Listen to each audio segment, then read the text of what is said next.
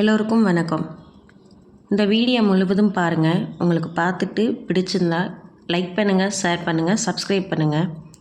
தயங்காத எழுந்து நில் வீடியோ போட்டிருந்தேங்க. எனக்கு மிகப்பெரிய ஆதரவு தந்தீங்க. ரொம்ப ரொம்ப சந்தோஷங்க. எல்லாருமே என்னோடய வீடியோ பார்க்குறீங்க, ஆனால் சப்ஸ்கிரைப் பண்ண மாட்டேறீங்க. ப்ளீஸ் சப்ஸ்கிரைப் பண்ணுங்கள். தொடர்ந்து எனக்கு ஆதரவு கொடுத்துக்கிட்டே இருங்க. குறை சொல்லாதே.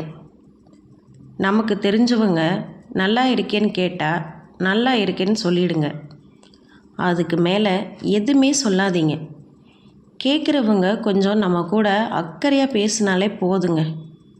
நம்ம கஷ்டம் எல்லாத்தையும் சொல்லிடுவோம்ல, அவங்க அதையெல்லாம் கேட்டுட்டு மற்றவங்கிட்ட நம்மளை பற்றி குறைதாங்க சொல்லுவாங்க. நம்ம மேலே அக்கறையாக தானே கேட்குறாங்கன்னு நினச்சி எல்லாத்தையும் சொன்னால் இப்படி தாங்க நடக்கும்.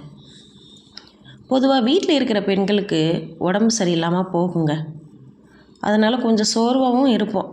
டைமிங்க்கு நம்மளால் எல்லா வேலையும் பார்க்க முடியாது. ஆனால் நம்ம வீட்டில் இருக்கிறவங்க, நீ மட்டும்தான் இப்படி இருக்க, மற்றவங்கள போய் பாரு, வீட்டு வேலையும் செஞ்சு வேலைக்கும் போகிறாங்க, அவங்களெல்லாம் இப்படி தான் இருக்காங்களா சொல்லுவாங்க. நம்மளுக்கு அந்த வார்த்தையெல்லாம் கேட்கும்போது ரொம்ப கஷ்டமாக இருக்கும். ஆனாலும் வேலைக்கு போகிறவங்க பெண்கள்லாம் பாவம் தாங்க. வீட்டு வேலையும் பார்த்துட்டு வேலைக்கும் போயிட்டு எப்படி தான் சமாளிக்கிறாங்கன்னு தெரியல. ஆனால் வீட்டில் இருக்கிறவங்களும் பாவம் தானே. காலையில் எந்திரிச்சு நைட்டு தூங்க தட்டியும் எவ்வளோ வேலை பார்க்குறாங்க. அதெல்லாம் யாருக்குமே தெரிய மாட்டுது, புரிஞ்சுக்கவும் மாட்டுறாங்க. நம்மளை குறை மட்டும்தான் சொல்கிறாங்க. வீட்டில் சும்மா தானே இருக்க அப்படின்ட்டு ஈஸியாக சொல்லிடுறாங்க. தயவு செய்து யாரையும் குறை சொல்லாதீங்க.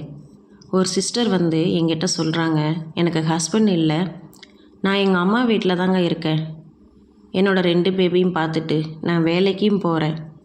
ஆனால் என்னை சுற்றி இருக்கிறவங்க குறை சொல்லிக்கிட்டே இருக்காங்க, ஏதாச்சும் பேசிக்கிட்டே இருக்காங்க, எனக்கு ரொம்ப மனசு கஷ்டமாக இருக்குன்னு சொல்கிறாங்க. அதுக்கு நான் சொன்னேன், பேசுனா பேசிட்டு போகட்டும், விடுங்க. அவங்களுக்கு பேசுகிற அந்த 10 நிமிஷம் தாங்க சந்தோஷம். கூடிய சீக்கிரத்தில் அவங்க தப்பை உணர்வாங்க. நம்ம இப்படி பேசுனது தப்பு தானே கண்டிப்பாக உணர்வாங்க. அதெல்லாம் பார்த்துட்டு நீங்கள் ஃபீல் பண்ணாதீங்க. உங்கள் வாழ்க்கையை பார்த்துட்டு நீங்கள் போய்கிட்டே இருங்க. உங்கள் 2 பேபியை முக்கியமாக நீங்கள் பாருங்கன்னு சொன்னேன்.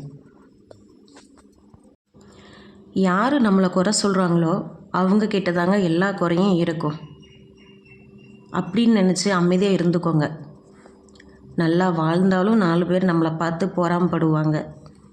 அதே நம்ம கஷ்டப்பட்டாலும் அந்த 4 பேர் நம்மளை ஏளனமாக தாங்க பேசுவாங்க. நம்ம எப்படி வாழ்ந்தாலும் சுற்றி இருக்கிறவங்க குறை சொல்லிக்கிட்டு தான் இருப்பாங்க.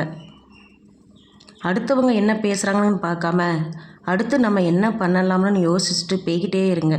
நம்ம வாழ்க்கையை பார்த்து நீங்கள் எதுக்குமே நீங்கள் கலங்காதீங்க. உங்கள் வாழ்க்கையை நீங்கள் பாருங்கள். Thank you friends.